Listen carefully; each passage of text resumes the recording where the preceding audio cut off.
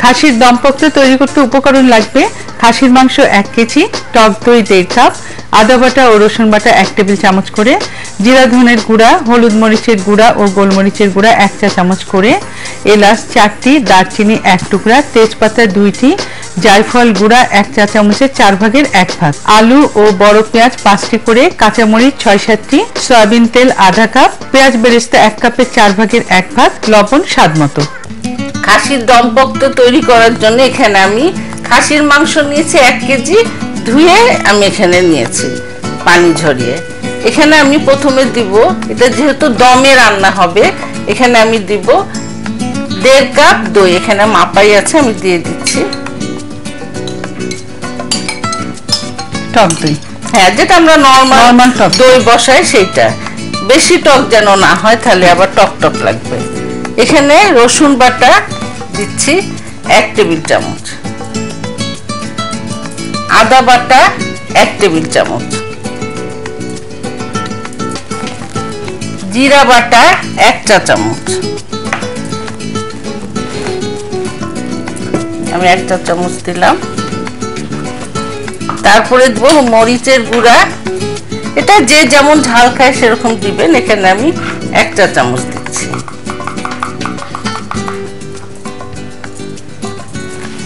হলুদের গুঁড়া 1 চা চামচ,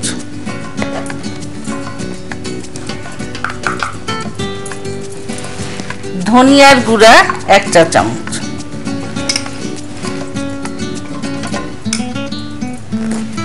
লবণ পরিমাণ মতো।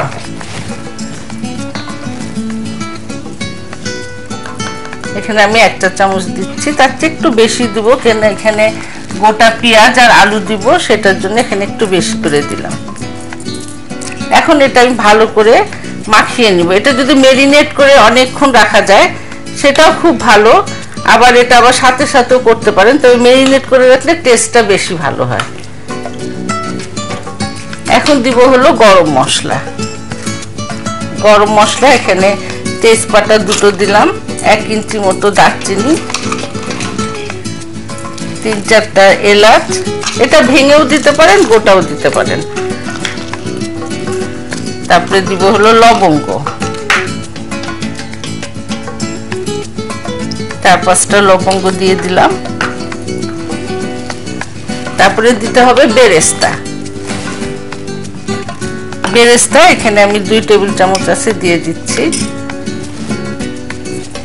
এটা ভালো করে মাখিয়ে নিতে হবে।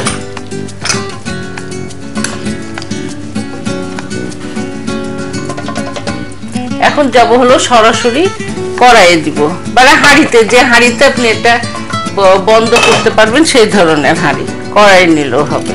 এটা আমি সরাসরি চুলায় দিয়ে দিচ্ছি। এরকম রান্না তো প্রেসার কুকারেও করা যায়। হ্যাঁ, প্রেসার কুকারে এটা যদি, যেহেতু স্টিমটা বের হয় না, আটকানো থাকে, এটা প্রথমে একটু 10 মিনিট জাল দিয়ে আঁচটা কমিয়ে দিতে হবে।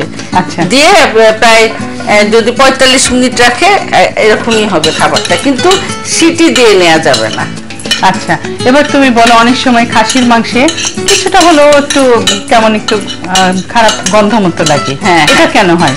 ওটা হলো খাসির মাংসে, যেটা একটা এই ধরনেরই মাংস, কিন্তু আমরা যদি একটু দেই, ভিনেগার দেই, হ্যাঁ আমি এটাই বলতে আর একটু ডুবো পানিতে ভালো করে ধুয়ে নিতে হয়। আচ্ছা, তাহলে কিন্তু গন্ধটা থাকে না। এখন দিব তেল, তেল দিব আধা কাপ মতো। যেহেতু এটা দমে রান্না হবে, একটু তেলটা বেশি লাগে, আধা কাপ মতো আমি তেল দিলাম। এখন দিব হলো এর মধ্যে আলু আর পেঁয়াজ,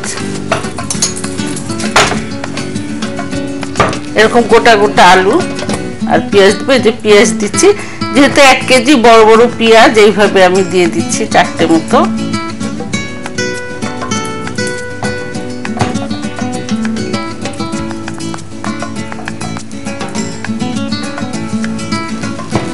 তারপরে দেবো কাঁচামরিচ, এটা আপনারা যদি চান একটু বেশি ঝালও দিতে পারেন। যেহেতু এটা দমে তো রান্না হবে, যাতে বাতাসটা বের না হয়, সেই জন্য এখানে ফয়েল পেপার দিয়ে ঢেকে দিব। আমরা যখন ঈদের সময় ছোটবেলায় দেখেছি যে আমাদের যখন ঈদের রান্না হতো, তখন প্রায় বড় সসপ্যান হাঁড়িতে আটা দিয়ে মুখটা লাগাতো, আর উপরে একটা ভারী যে শিলের নোড়া দিয়ে দিত।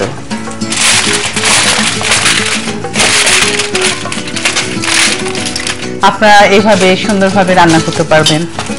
প্রথমে ঠিক এরকম আছে 10 মিনিট রাখবেন ঘড়ি ধরে। এটা 10 মিনিট পরে তারপরে আবার প্রদীপের মতো আগুন দিব। তুমি এখানে পানি দাওনি? না, এখানে কোনো পানি নেই, এই এতেই দইয়ের পানিতে এটা রান্না হয়ে যাবে। 10 মিনিট পরে এটা এইভাবে অল্প আঁচে দিবেন, ঠিক প্রদীপের মতো আঁচ, ঠিক এইভাবে আঁচ কমিয়ে দিবেন, দিয়ে একটুখানি 15 মিনিট মতো এটা আঁচ দিবেন। তারপরে একটা তলায় হলো তাওয়া দিয়ে দিবে, তাওয়া দিয়ে 1 ঘন্টা পরে, মানে 1 ঘন্টা 15 মিনিট এটা চুলায় থাকবে। 1 ঘন্টা হয়ে গেছে, আমরা এখন দেখব কি অবস্থায় আছে মাংস। অনেক মানে গরম গরম। হ্যাঁ, এই যে এইভাবে এরকম দেখেন 1 ঘন্টার পরে এটা এরকম হবে, কারণ দইয়ের পানি আর মাংসের পানি বের হয়ে ঠিক এরকম হবে। আপনারা যদি ঝোল খেতে চান তাহলে এইভাবেই খাবেন, আর যদি বলেন না একটু শুকনা খাবো তাহলে এইভাবে একটু আঁচ বাড়িয়ে এটা একটু শুকিয়ে নিতে পারেন। আমি এখন পরিবেশন ডিশে নিব। পরিবেশন ডিশের আগে একটা বাটিতে আমি আলু আর পেঁয়াজটা তুলে নিব, তাহলে এটা খাওয়ার সময় এটা দেখতে সুন্দর লাগে। এটা কিন্তু একদম নরম হয়ে গেছে, মানে উপরে দিবে? সেই জন্য উপরে দিব।